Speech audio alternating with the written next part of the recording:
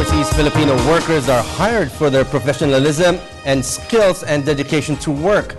With remittances of $22 billion in 2012, it has fueled the growth of the economy. For 2013, demand for their services abroad is still high. Will deployment continue to rise in the future if better paying jobs are offered here at home if the growth of the economy is sustained until 2016? And joining us live tonight on NewsLife is the Administrator of the Philippine Overseas Employment Administration, Cacdac. Good evening, sir. Good evening, Robert, and to your televiewers. Sir, is the demand for overseas Filipino workers rising? Well, 2012 and 2011 still saw us at a rate of around 1 million plus deployments per year, 1.8 million to be exact in 2012. We are still seeing a strong demand from our traditional market in the Middle East, which is the part of the world that has been relatively insulated from the global economic crisis for the last 3-4 years. So how many are expected to be deployed for 2013, and what kinds of job opportunities are open for them? Well, we are still looking at least maintaining the levels in 2011-2012, still around over 1 million deployments for this year. Let me just say that of the 1 million, most are rehired or returning workers anyway. Newly hired OFWs would amount to around 200 to 300,000, 350,000 per year. So which countries are recruiting more Filipino OFWs right now? Well, it's still pretty much the Middle East. We are still looking at the traditional markets in the Middle East, specifically the Gulf states, Saudi Arabia, UAE, Bahrain, Oman, Qatar. And of course, we're also looking at vast economic development projects in that area. So in the fields of construction, as well as in medical and health services, we are looking at deployments in those areas. So now looking at the Middle East, is the demand for domestic helpers rising? And since there are many cases of abuses committed against domestic helpers, what kind of protection do you offer them when they are recruited? Yes, we are still looking at a big number of domestic workers who are hired on a yearly basis, and the key there is to ensure that there are adequate protections, corresponding protections for household service workers who are hired by employers in all parts of the world. We have what we call a Household Workers Reform Package Reform Policy Program, where we ensure that first and foremost, household service workers who are hired should be skilled. They should have a specific certification requirement in a test-accredited institution. And then they should at least be 23 years old.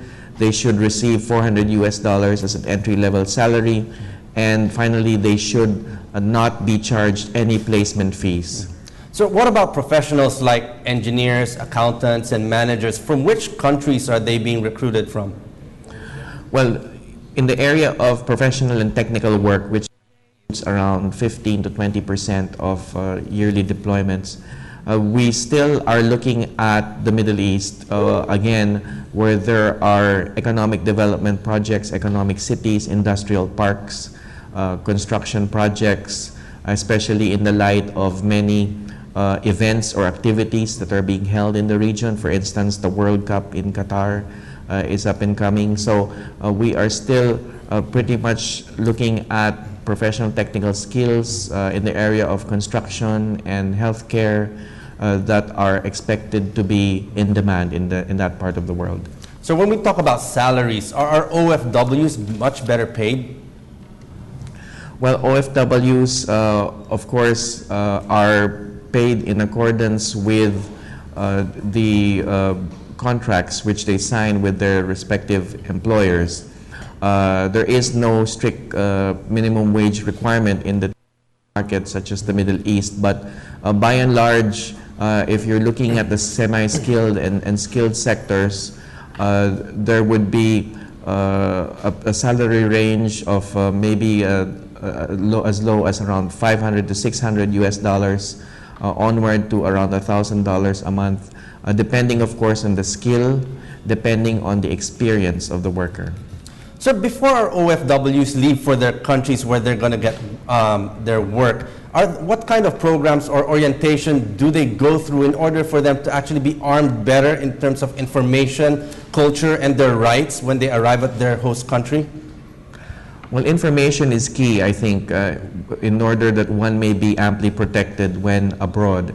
And so there are many levels or chances in which a worker or an individual could receive the necessary information about language and culture and work conditions and job situations, etc. First and foremost, at the POEA, we have a public education program, the pre-employment orientation seminars that we conduct. And then licensed recruiters are required to go by a full disclosure policy, meaning they should tell the prospective worker or job applicant all the things that he or she needs to know about the language and culture and work situation. And then there is the pre-departure orientation seminar. And of course, once they arrive on site where there is a labor attaché or when there is a government program by the host country on post-arrival orientations, then there will also be an information component at the host country. So there are many agencies and recruiters around the Philippines.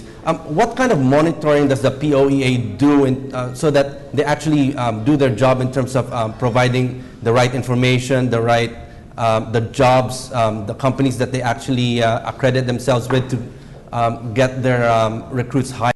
What kind of monitoring system do we have in place? Well, we have what we call an overseas employment program or a migration management program that is well recognized all over the world.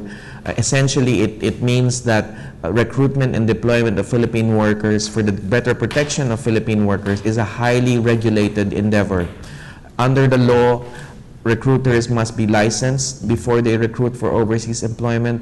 Also, employers, foreign employers, must be registered with the POEA and their corresponding job orders as well, meaning their specific labor market demands should also be in the registry of the POEA. And of course, the workers have to be properly documented through the POEA, which means that they have to avail of the necessary overseas employment clearance before they depart. Sir, in addition to that, more often than not, more problems are caused by recruitment agencies. What are these problems and how is the POEA resolving these problems?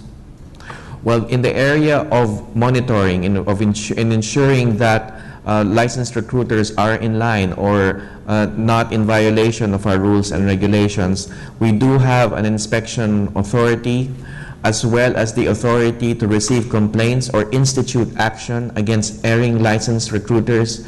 This year, we have already canceled the licenses of a number of erring licensed recruiters who have committed a variety of offenses, mainly excessive placement fee charging or misrepresentation in the area of recruitment and placement. So we have that kind of adjudicatory power, but of course, under the Department of Labor and Employment and the Overseas Workers Welfare Administration, there are Philippine overseas labor officers, labor attachés, welfare officers on site at the host country level who provided necessary welfare assistance in case an OFW would need such assistance. So now that we are seeing that the Philippine economy is on the rise and the economic situation here has been much better since last year, and it's actually growing this year, do you see a reverse migration of Filipino working overseas given better opportunities in the country if the economy continues to grow at its current pace? Well, there is a growing consciousness among OFWs to return and give back or reinvest or invest the money that they have earned abroad.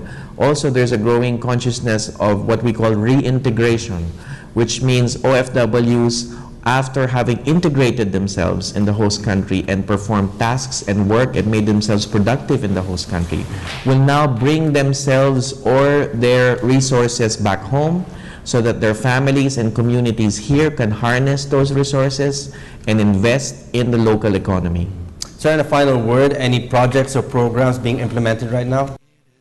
Well, we're very focused on our bilateral and multilateral engagement. Secretary Baldos has been very mindful of our role to engage foreign governments, because migration management and protection of OFWs in truth is not just the role of a country of origin such as the Philippines, but also most definitely the role of the host country.